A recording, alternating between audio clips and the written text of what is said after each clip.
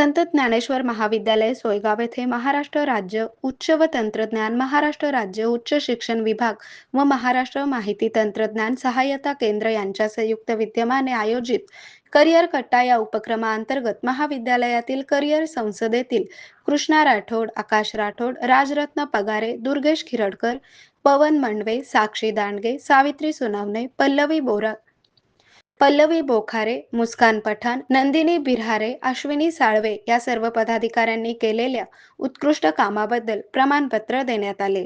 यावेळी महाविद्यालयाचे अध्यक्ष रंगनाथ काळे हे अध्यक्षस्थानी होते। तसेच महाविद्यालयाचे प्राचार्य डॉक्टर शिरीष पवार, उपप्राचार्य डॉक्टर रावसाहेब बारोटे, जिल्हास्तरीय करिअर कट्टा समन्वयक डॉक्टर श्रीकृष्ण परिहार, महाविद्यालयीन समन्वयक डॉक्टर मनोज कुमार चोपडे व डॉक्टर संतोष पडघन, त्याचबरोबर सामाजिक कार्यकर्ते रवींद्र काळे, पत्रकार कृष्णा पाटील। आरोग्य म्हणजे केवळ औषध नाही, तर निसर्गाच्या योग्य उपचारांनी मिळणारी खरी आरामदायक अनुभूती। सोलापूरमध्ये निसर्गोपचाराचं विश्वासाचं नाव लिमये निसर्गोपचार केंद्र।